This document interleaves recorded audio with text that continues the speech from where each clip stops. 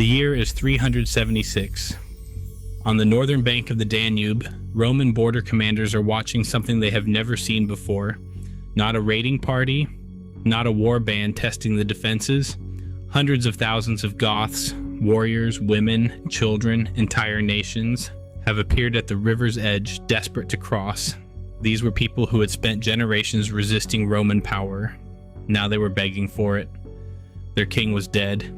Their homeland was gone. And when you ask them what drove them here, what could possibly shatter the pride of the Gothic nation, they don't give you a name at first. They give you a description. Riders who seemed to grow from their horses. Men who appeared from nowhere, struck without warning, and vanished before you could form a line. Faces scarred and flattened, eyes without mercy. An enemy unlike anything the Germanic world had ever seen. What matters here is not just that the Huns scared the Goths. What matters is that this moment, Goths flooding across the Danube in 376 triggered a cascade that ended at the Battle of Adrianople 2 years later, killed a Roman emperor, and set in motion the slow unraveling of the Western Roman Empire. The Huns didn't just terrorize the ancient world, they restructured it. And the question worth asking isn't simply what they did, the question is how they did it, and why the system they built was always destined to destroy itself. To understand that, you have to go back to the steppe. For centuries, the Eurasian steppe had been home to a succession of nomadic peoples organized not around cities or agriculture, but around movement, horses, and kinship networks. The steppe was not empty, it was a corridor, a vast connected highway stretching from Manchuria to the Hungarian plain, and the people who mastered it mastered mobility in ways that sedentary civilizations could not easily counter. The Huns emerged from somewhere in this corridor, almost certainly east of the Caspian Sea, though historians still debate the precise origins. Some scholars have linked them to the Xiongnu Confederacy of Central Asia, the same people who had tormented the Han Dynasty of China for centuries. The evidence is suggestive but not conclusive. What is clear is the military system they carried with them. Hunnic warriors were raised on horseback from childhood. Their composite bows, made from layers of horn, sinew, and wood laminated together, were shorter than the long bows of sedentary peoples, but dramatically more powerful for their size, capable of being fired from horseback at full gallop. The key tactical insight was not just the bow itself, but the combination: speed plus range. A Hunnic raiding party could strike a position, release volleys of arrows, and withdraw before any infantry formation could close the distance. They practiced a form of feigned retreat that drew pursuing enemies into killing grounds. They coordinated across wide distances using the natural communication network of the steppe. Signal fires, horn calls, and the simple geometry of flat terrain where a rider could see for miles. Crucially, the Huns were not purely a cavalry people. They understood siege to a limited degree, they absorbed and used the skills of conquered peoples, and they were extraordinarily adaptable. What they were not, at least initially, was a state. They were a confederacy, a loose collection of clans and chieftains bound by shared identity, military success, and the authority of whoever sat at the top of the hierarchy. That distinction matters enormously for understanding everything that followed. Around 370 CE, the Hunnic advance into Europe began in earnest. The first major victim was the Alans, an Iranian-speaking nomadic people who occupied the steppes north of the Caucasus and east of the Don River. The Alans were themselves accomplished cavalry fighters, and yet the Huns crushed them with shocking speed. The key issue was not just military superiority, it was psychological. The Alans had never encountered an enemy who fought entirely on the terms the Huns imposed. They couldn't pin them down. They couldn't force a decisive engagement. Some Alan factions were absorbed into the Hunnic Confederation. Others fled westward, and those refugees rippled into the Gothic world like a stone dropped into still water. The next domino was the Ostrogoths, the eastern branch of the Gothic people, ruled at the time by an aging king named Ermanaric. Ermanaric had built a formidable kingdom stretching from the Black Sea into what is now Ukraine, one of the most powerful barbarian polities in Europe. It didn't matter. When the Huns struck somewhere around 375, the Ostrogothic kingdom disintegrated. Ermanaric, according to some accounts, took his own life rather than surrender. Other Gothic leaders attempted resistance and were swept aside. The survivors, along with the Visigoths to their west under their own leaders, made the desperate decision to seek refuge inside the Roman Empire. The Romans let them cross the Danube.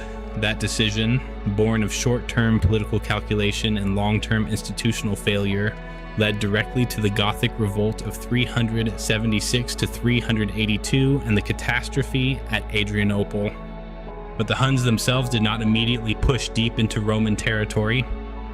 For several decades after their initial surge into Europe, they consolidated their position in the Pontic steppe and the Great Hungarian Plain, a broad, flat expanse of grassland west of the Carpathians that was, crucially, the westernmost extension of the Eurasian steppe ecosystem. The Hungarian Plain was not just strategically convenient, it was ecologically necessary. It could support the vast herds of horses the Hunnic military system required. Without that grass, the system broke down. This geographic anchor would define Hunnic ambitions and their limits for the next several generations. The figure who first gave the Hunnic Confederation real political coherence was Rugila, also known as Rua, who emerged as paramount king probably by the early 5th century. Rugila was the first Hunnic leader to conduct sustained, sophisticated diplomacy with Rome, extracting subsidies, demanding the return of Hunnic deserters, and projecting power in ways that went beyond pure raiding.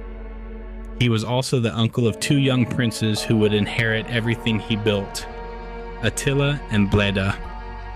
When Rugila died around 434, power passed jointly to the brothers. At the time, this seemed like a stable arrangement, but joint rule among the Huns was not a system designed for long-term stability. It was a compromise between factions, not a constitution. Almost immediately upon inheriting power, Attila and Bleda renegotiated Rome's relationship with the Hunnic world through the Treaty of Margus in 435. The terms were remarkable. Rome agreed to pay an annual tribute of 700 pounds of gold, up from a previous arrangement. Roman merchants were restricted from operating in Hunnic-controlled territory without specific permission. Any Roman subjects who had fled to Roman protection were to be returned. The treaty was less a peace agreement than a structured extortion, and the Romans accepted it because the alternative was worse. What matters here is what the treaty revealed. The Huns understood Roman institutional vulnerabilities. They knew Rome would pay rather than fight, and they had learned to monetize that knowledge. For the next several years, the brothers conducted joint campaigns against peoples to the north and east, the Burgundians, the Soroski, and others whose names survive only in fragments. This campaign served 2 functions. They expanded the resource base available to the Hunnic Confederation, bringing in tribute and slaves, and they kept the Hunnic warrior class occupied and rewarded, which was the only reliable way to maintain loyalty in a non-hereditary power structure. The key issue underlying Hunnic political stability was always this: the king could not rule by law or bureaucracy. He ruled by the constant delivery of victory and plunder. The moment the spoils dried up, the coalition fractured. In 440 or 441, the brothers launched their first major assault on the Roman Balkans. The trigger was a border dispute. Roman merchants had allegedly violated treaty terms, and the Bishop of Margus had raided Hunnic burial mounds for their gold. Whether these were genuine grievances or manufactured pretexts is difficult to say. What is certain is that the campaign was devastatingly effective. Hunnic forces sacked Singidunum, modern Belgrade, and Viminacium, and pushed deep into the Balkan provinces. The Eastern Roman Emperor Theodosius II scrambled to respond, but his armies were overextended fighting Vandals in North Africa and Persians in the east. He had to negotiate. Around 444 or 445, Bleda died. The sources are thin on the details. Some suggest Attila arranged it. Whether that is true or simply the legend that accumulated around a man who became the defining figure of his age, the result was the same. Attila became sole ruler of the Hunnic Confederation and everything accelerated. The Second Balkan Campaign, launched around 447, was even more destructive than the first. Hunnic forces pushed to within 70 miles of Constantinople itself, sacking over 100 towns and cities across the Balkans and Thrace. Theodosius II, facing walls that had been partially collapsed by a massive earthquake, agreed to a new treaty that tripled the annual tribute to 2,100 pounds of gold per year and required a lump sum back payment of 6,000 pounds. These were staggering sums. They bought peace, but they also confirmed to Attila that the Eastern Empire was a resource to be harvested rather than a power to be respected. Then came the affair that redirected Hunnic ambition westward. Attila was not simply a warlord. He was a sophisticated political operator who understood exactly what he was and what he needed to remain it. The Greek historian Priscus of Panium visited his court in 449 as part of a Roman diplomatic embassy and left behind the only detailed first-hand account of Attila in a setting of relative peace. What Priscus described was not a savage encampment, it was a functioning court. Attila's principal settlement on the Hungarian plain contained wooden halls decorated with carved ornaments, attended by Gothic, Roman, and Hunnic nobles. His chief wife, Krika, managed a substantial household with her own administrators. His principal lieutenant, Onagesius, lived in a compound that included a Roman-style bathhouse, built somewhat ironically by a Roman prisoner who had been captured during the Balkan campaigns. What Priscus saw was a political system built on personal loyalty and conspicuous generosity. Attila ate from a wooden plate while his guests drank from gold and silver cups. This was deliberate theater. It said, "I am above material display, I require only loyalty, and in return I will make you rich." That implicit contract was the operating system of the Hunnic state. It worked extraordinarily well until it didn't. Honoria was the sister of the Western Roman Emperor Valentinian III, a woman of intelligence and political ambition who had been effectively imprisoned in the imperial court after a scandalous liaison with her estate manager. Somewhere around 450, she smuggled a ring and a letter to Attila, apparently requesting his intervention in her situation. Attila chose to interpret this as a marriage proposal and demanded as Honoria's dowry half the Western Roman Empire. It was almost certainly a transparent political fiction, a pretext Attila manufactured because he had already decided to move west. What matters is that the pretext was sophisticated enough to wrong-foot Roman diplomacy for months. The invasion of Gaul in 451 was the largest military operation the Hunnic Confederation ever undertook. Attila led a force that ancient sources estimated hundreds of thousands, almost certainly an exaggeration, but the army was enormous by the standards of the era, comprising not just Hunnic warriors but Ostrogothic, Gepid, and numerous other client peoples who fought under his banner. The campaign pushed deep into Gaul, besieging the city of Orléans on the Loire River. If Orléans fell, the road to the heart of Gaul was open. It didn't fall, and the reason it didn't comes down to one of the stranger partnerships in late Roman history.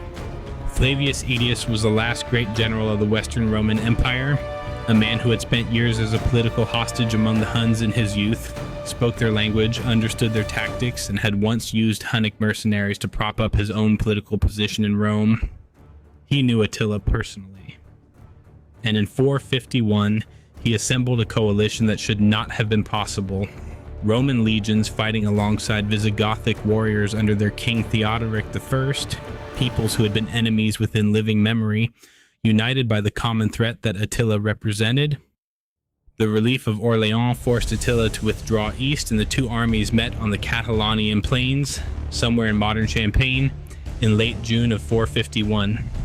The battle was one of the bloodiest of the 5th century. Theodoric I was killed in the fighting. The Visigothic warriors, enraged by the death of their king, fought with a ferocity that pushed the Hunnic forces back. Attila himself was nearly killed, according to some accounts retreating behind a barricade of wagons. The battle was not a decisive Roman victory. Aetius famously allowed the Hunnic army to withdraw intact, possibly because he feared that destroying Attila entirely would leave him politically exposed back in Ravenna. But it was the first time a Hunnic army had been stopped. The following year, 452, Attila invaded Italy. The campaign had a different character from Gaul, more methodical, more brutal. focused on cities rather than mobile warfare. Aquileia, one of the great cities of northern Italy, was besieged and sacked so thoroughly that it essentially ceased to exist as a major urban center. Milan, Padua, Verona all fell or were ransacked. The western court at Ravenna was paralyzed. Valentinian III could do nothing. And then famously, Attila met Pope Leo I at a ford on the Mincio River.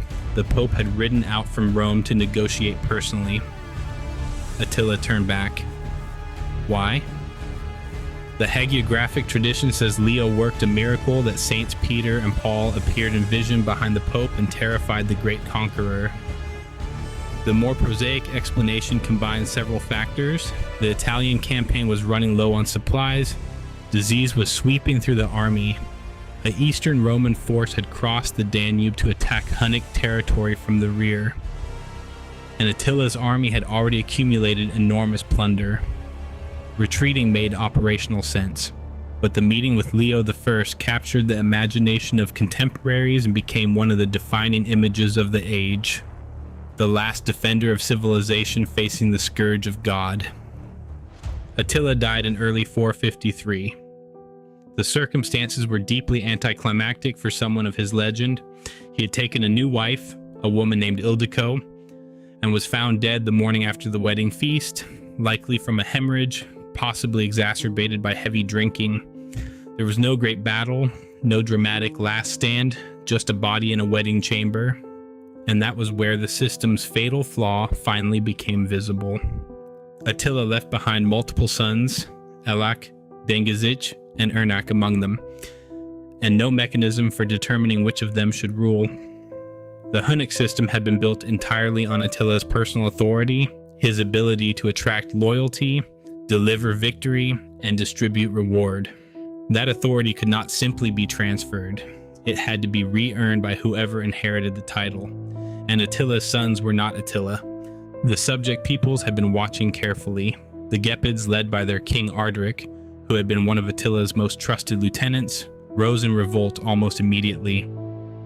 In 454, at the Battle of Nidau in Pannonia, the Gepids led a coalition of subject peoples against the Hunnic forces and crushed them. Elac, Attila's eldest son, was killed in the battle. The result was not just a military defeat, it was the collapse of the entire political architecture. Without a paramount leader capable of enforcing loyalty and distributing plunder, the coalition simply dissolved. The Ostrogoths, Rugians, Herulians, and dozens of smaller groups all reasserted independence or shifted into the Roman orbit. The surviving Hunnic princes retreated eastward toward the Black Sea steppe. Dengizic attempted one more campaign against the Eastern Romans in the late 460s, crossing the Danube and demanding tribute. It failed. The Eastern Romans, recognizing that the Confederation was a shadow of what it had been, refused to negotiate. Dengizic was killed around 469, his head sent to Constantinople where it was paraded through the streets. His brother Ernak retreated further east into the lower Danube region and fades from the historical record entirely. The Hunnic Empire, from the first great surge into Europe to Dengizic's death, had lasted roughly a century. At its peak, it had reshaped the political geography of an entire continent, and yet it left almost nothing permanent behind. There are no Hunnic buildings, no Hunnic inscriptions in their own language, no Hunnic institutions that survive them. Their written records, if they kept any, have entirely disappeared. What we know of the Huns comes almost entirely from their enemies, Romans, Goths, Greeks, and the picture those sources paint is inevitably distorted by fear and misunderstanding. What they left behind was not structure, it was pressure. The Hunnic advance is the single greatest accelerant of the migration period, the vast movement of peoples that reshaped Europe between roughly 375 and 568. The Visigoths who flooded across the Danube, the Vandals who eventually crossed into North Africa, the Burgundians, the Franks, the Angles and Saxons who moved into Britain. All of these movements were directly or indirectly downstream of the disruption the Huns caused. The Roman Empire that survived into the 6th century, the Eastern Roman or Byzantine Empire, was fundamentally different from the empire of Augustus or even Constantine. partly because of the Hunnic pressure that had forced a century of crisis, compromise, and adaptation. There is also a subtler legacy in how Rome responded militarily. By the mid-5th century, the Roman army had profoundly transformed itself, incorporating not just Hunnic mercenaries but Hunnic tactical ideas, specifically the composite bow and the heavy use of horse-mounted archers.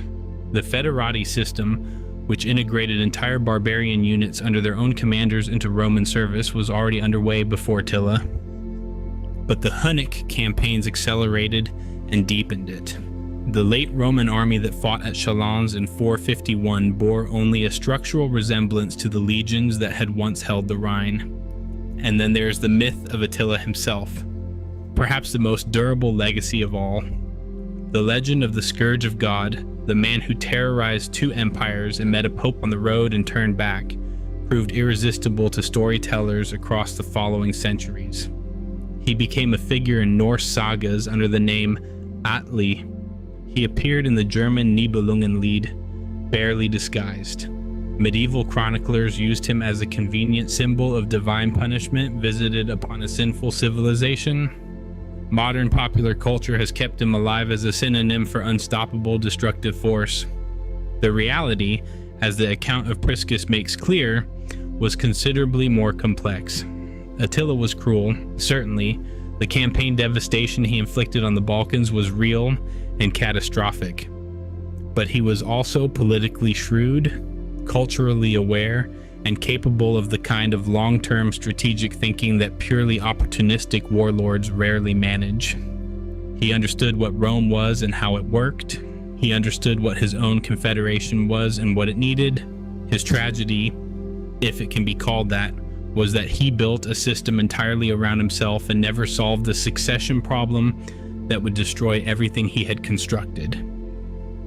The hidden weakness of the Hunnic Empire was always structural. Nomadic confederacies of this type are extraordinarily effective at concentrating military power rapidly. They are almost completely incapable of institutionalizing that power across generations. Every great nomadic empire in history, the Xiongnu, the Huns, the Avars, the Mongols, faced versions of the same crisis at the moment of succession. The Mongols solved it more effectively than most, largely because Genghis Khan had the time and institutional genius to build something more durable. Attila never did.